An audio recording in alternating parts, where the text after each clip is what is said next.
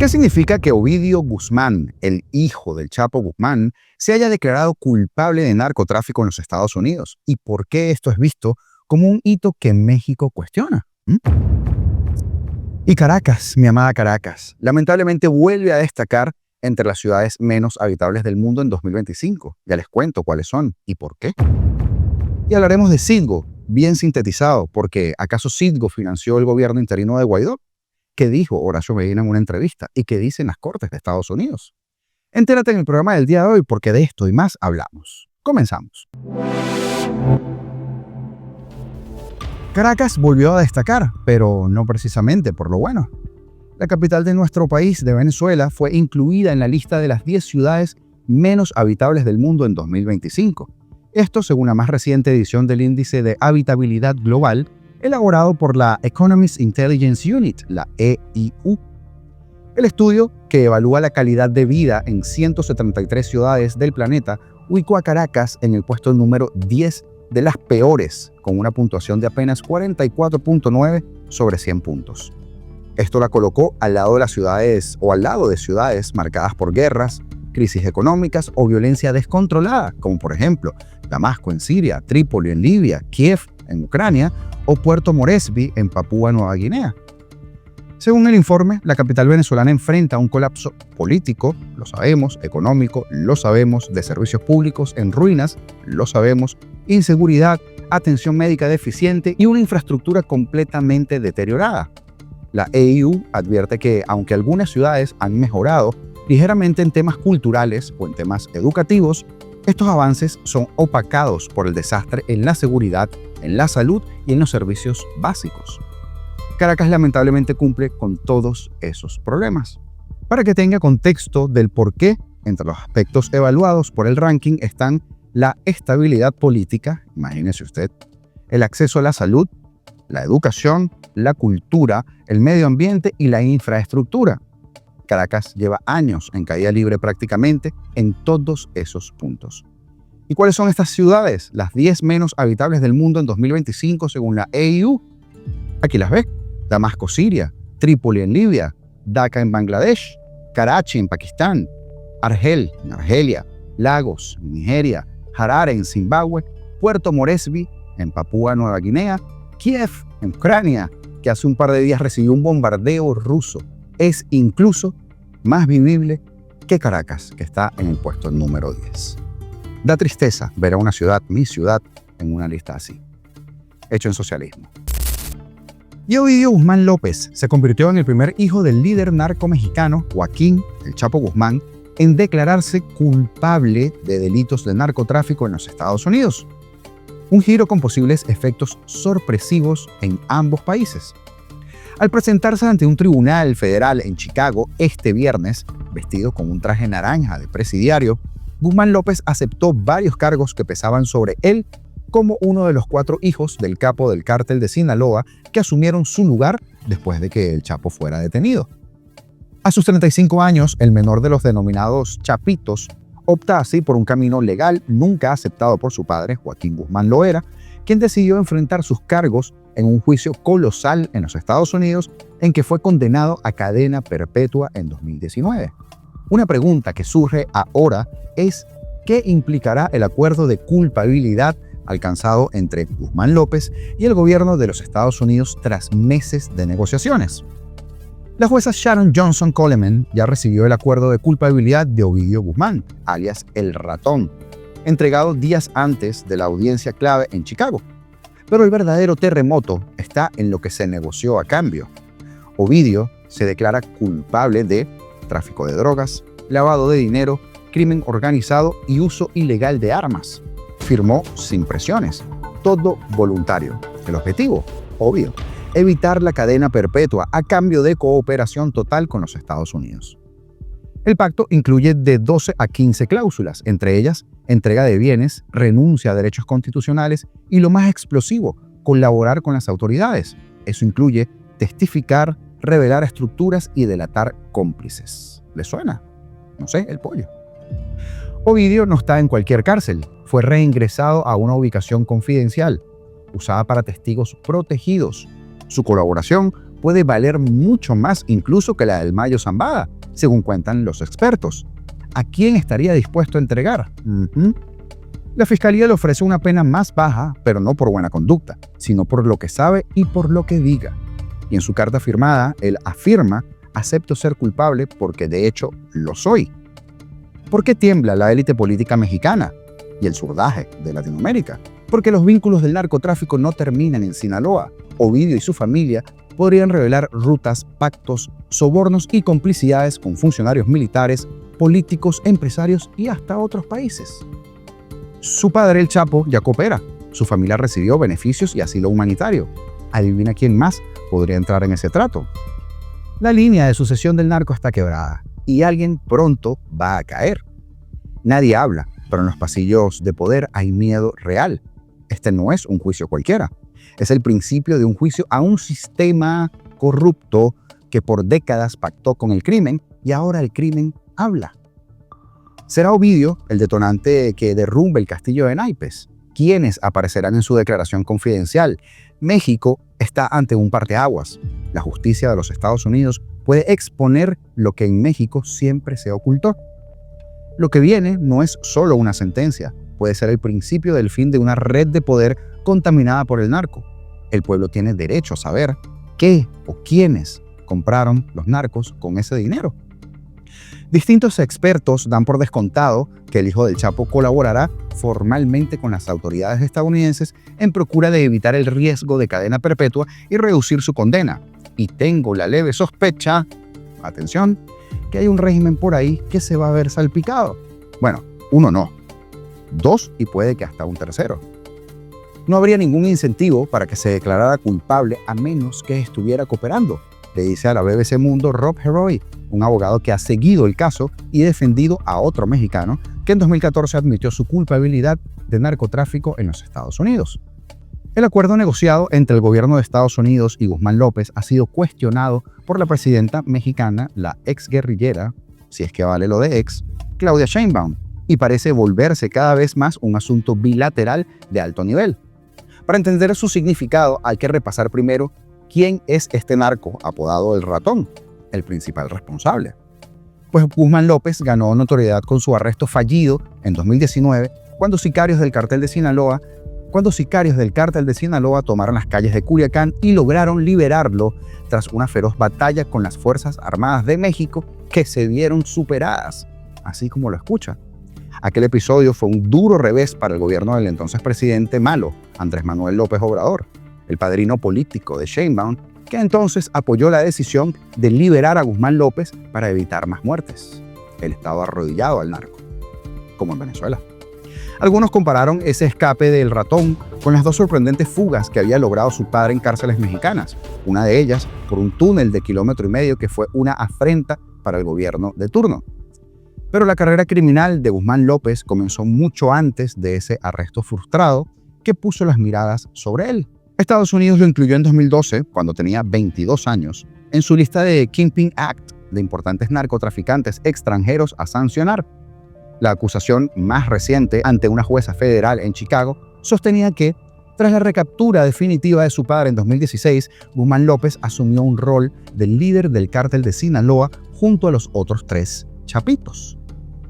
Los fiscales lo definieron como un coordinador logístico del cártel que movió grandes cantidades de cocaína, de heroína, metanfetamina y marihuana a los Estados Unidos y lavó las ganancias de esos envíos al transferirlas a México.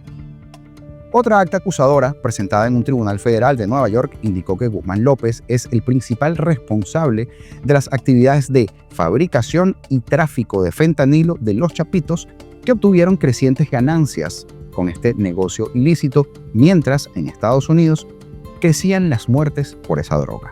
El documento de 2023 sostenía que los chapitos formaron la facción más poderosa del cártel y la operación de tráfico de fentanilo más grande, violenta y prolífica del mundo, mediante sobornos y sicarios que asesinan, secuestran y torturan a sus víctimas, incluso lanzándolas a los tigres, así como suena, literal, o usando sacacorchos y chiles. Guzmán López fue recapturado en enero de 2023, esta vez sin que sus hombres pudieran liberarlo en otra ofensiva violenta en Culiacán.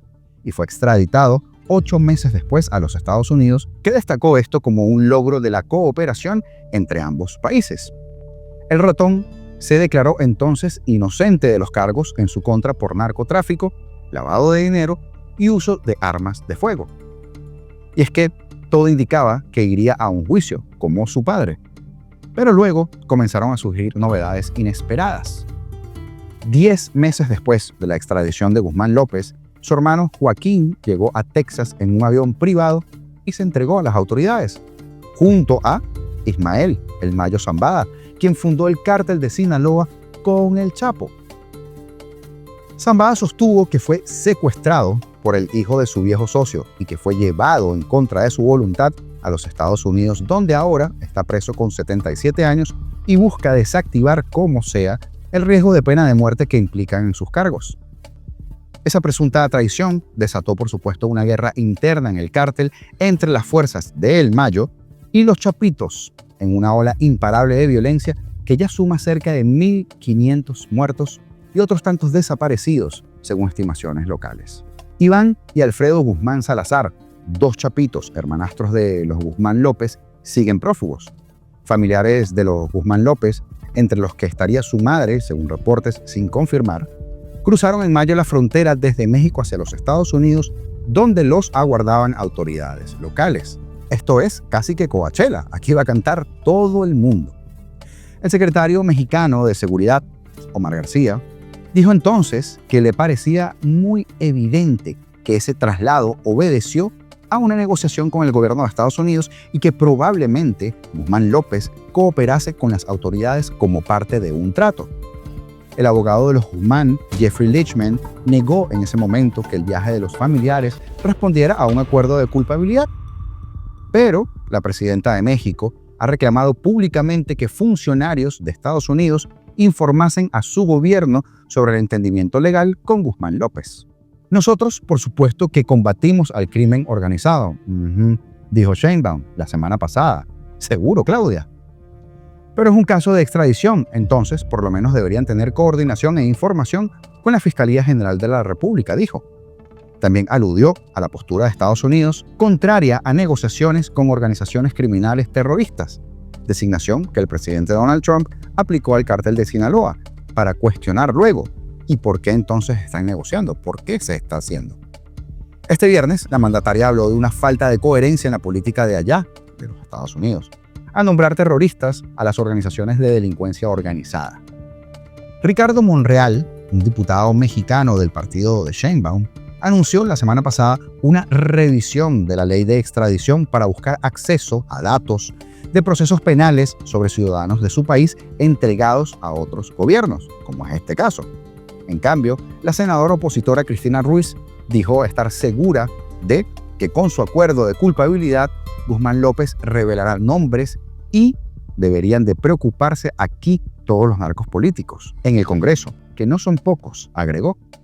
Mientras el Departamento del Tesoro de los Estados Unidos sancionó a fines de junio a 3 instituciones financieras mexicanas a las que acusa de lavar dinero de cárteles de droga, incluido el del Sinaloa. Por ejemplo, el abogado Geroy cree que los hermanos Guzmán López proporcionarían al gobierno de los Estados Unidos una de las cooperaciones más extremas que probablemente hayamos visto nunca en ese país. Ponen sus vidas y las de sus familias en peligro y tienen información que llega hasta lo más profundo de los cárteles y del gobierno de México, sostiene. Agrega que no le sorprendería que el ratón reciba una condena de 15 años en una prisión de testigos protegidos con una posible liberación anticipada. Y es que ese tipo de acuerdos del gobierno de Estados Unidos con narcos importantes dispuestos a brindar información son frecuentes. En el juicio a El Chapo testificaron varios que trabajaron a su lado, incluido un hijo de Zambada. Pero a menudo esos pactos, lejos de reducir las drogas o las muertes o el tráfico en las calles, desatan nuevas disputas por el negocio. Debe estar Diosdado frotándose las manos. Según Angélica Durán Martínez, una experta de la Universidad de Massachusetts, Lowell, es posible que sigan las luchas internas en Sinaloa y resulta incierto si una colaboración con Estados Unidos de Guzmán López debilitaría o fortalecería a sus rivales, Este tipo de acuerdos, que son muy comunes, siempre se han presentado como triunfos, dice Durán Martínez a la BBC Mundo, pero en realidad son éxitos de corto plazo que no eliminan el narcotráfico y que no contribuyen a reducir la violencia o la corrupción que subyacen, ni a clarificar los crímenes más graves como los desaparecidos o homicidios. Y como dice el dicho, a rey muerto, rey puesto. Estará entonces frotándose las manos el narcoministro Cabello, ahora que tiene un rival menos en su distribución de cositas, lo cual, además, lo puede acercar a caer más rápido. Amanecerá y veremos. Y Horacio Medina, presidente de la Junta Ad Hoc de PDVSA, declaró recientemente que es completamente falso que Citgo haya transferido fondos al gobierno interino de Juan Guaidó. Esto es lo que ha dicho. A revisar los sustentos que tiene la decisión en Delaware sobre el alter ego de la República y PDVSA, y que comparen con el proceso que se hizo en el Distrito Sur de los Estados Unidos, en Nueva York, para que comparen la calidad de la información, del análisis, de la sustentación. Yo repito, y lo voy a decir, a Emilio, con mucha responsabilidad, nosotros hemos estado en la obligación de acatar la decisión del juez Stark, en la obligación de acatarlo. Es un juez federal que merece respeto, consideración y que estamos obligados a hacerlo. Pero, lo he dicho una y otra vez, nosotros no compartimos esa decisión. La acatamos, pero no la compartimos. La apelamos al tercer circuito y fuimos hasta la Corte Suprema de Justicia, donde no fue admitido nuestra moción. Pero seguimos manteniendo el punto, porque no es verdad que nosotros hayamos transferido dinero en ningún momento, en ningún caso y bajo ninguna circunstancia al gobierno interino. Eso es falso. Y hay muchos impedimentos para hacer eso, y las evidencias están a nuestro favor. Pero eso no fue lo que hizo el juez Stark, la decisión. El juez Stark la hizo por recortes de prensa, porque un experto opinó que el gobierno interino se mantenía de PDVSA, etc. Pero no es tal, y por eso nos hemos opuesto, por eso nos seguimos oponiendo, y por eso vamos a continuar apelando. Entre otros temas abordados en una entrevista con Analítica, Medina se refiere al tratamiento judicial del caso de los bonos PDVSA 2020 que fueron emitidos en 2016 durante el régimen de Nicolás Maduro, con el 50.1% de las acciones de Citgo como garantía, en un caso de impago, por supuesto. Un hilo de X de la periodista Maybor Petit lo sintetiza de muy buena manera.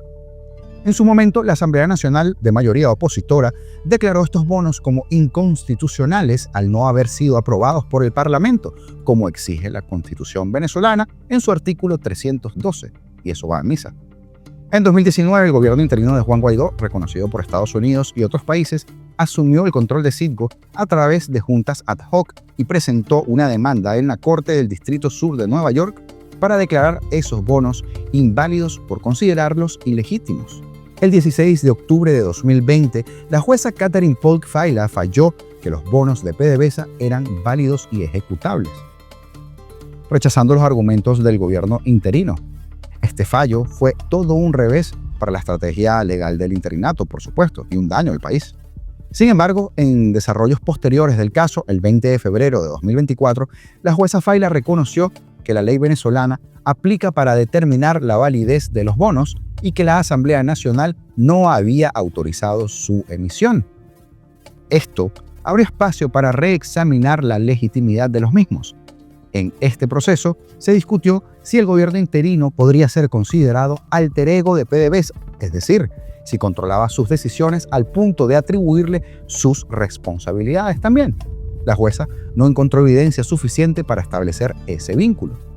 El concepto de alter ego ha sido clave en otros casos, como por ejemplo el de Cristalex versus Venezuela, donde cortes estadounidenses concluyeron que PDVSA era el alter ego del Estado venezolano bajo el régimen de Maduro, permitiendo así la ejecución sobre Citgo. En contraste, en el contexto del gobierno interino, la Corte reconoció que la Junta Ad Hoc de PDVSA operaba con autonomía y no se extendió automáticamente la doctrina del alter ego. Por lo tanto, no se responsabilizó al interinato por las acciones previas de PDVSA.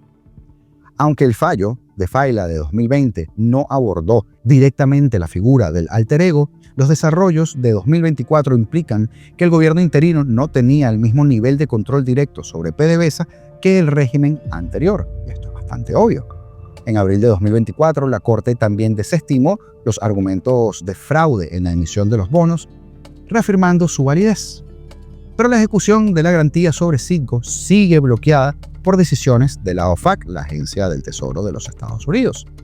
La OFAC ha extendido varias veces la protección sobre las acciones de Citgo. La más reciente, la licencia general 5R, emitida en junio apenas de 2025, que prohíbe ejecutar garantías o embargar acciones de Citgo vinculadas a los bonos 2020 hasta el 20 de diciembre de este año, 2025. En resumen, Horacio Medina afirma que Citgo no transfirió fondos al interinato. Los fallos judiciales no han demostrado vínculos financieros entre Citgo y el gobierno interino de momento, y el debate legal sobre los bonos y el control de PDVSA sigue en evolución. La OFAC impide ejecuciones sobre Citgo, como les decía, hasta diciembre de este año 2025. Y el futuro de Citgo depende de decisiones aún pendientes, tanto en la Corte de Delaware, como el caso de Crystalex y otros acreedores, como de las renovaciones o revocaciones de las licencias de la OFAC que impiden la liquidación de activos. Otro caso de amanecerá y veremos. Saludos especiales para Jessica Givirín y para Alonso Barbosa. Gracias por su aporte mediante los Super Thanks, algo vital para seguir creciendo y poder llevarles a ustedes esta labor a cabo todos los días. Todos los días estamos acá. De igual manera, gracias a todos ustedes por siempre estar allí. Suscribirte, comentar y darle like a nuestros videos y compartirlos con tus cercanos es gratis y además es una excelente manera que también tienes para ayudarnos, porque es sencillo. Los botones los encuentras acá abajo. Ayer hablamos del entramado mediático del narcoministro Cabello, los detalles de cómo opera ese aparato asqueroso de propaganda del Mazo Dando. También de la histórica sanción a Díaz-Canel por parte de los Estados Unidos, el primer dictador de Cuba sancionado directamente, de otro caso de nuestros presos políticos que no podemos olvidar y de mucho más. Si te lo perdiste, te lo voy a dejar en el video recomendado que verás en tan solo 10 segundos. Esto es apolítico. Si te indigna lo que estás escuchando, comparte. Si te duele, habla, comenta, escríbenos. Y si crees que podemos cambiar esto, suscríbete y sigamos peleando juntos. Libertad o nada.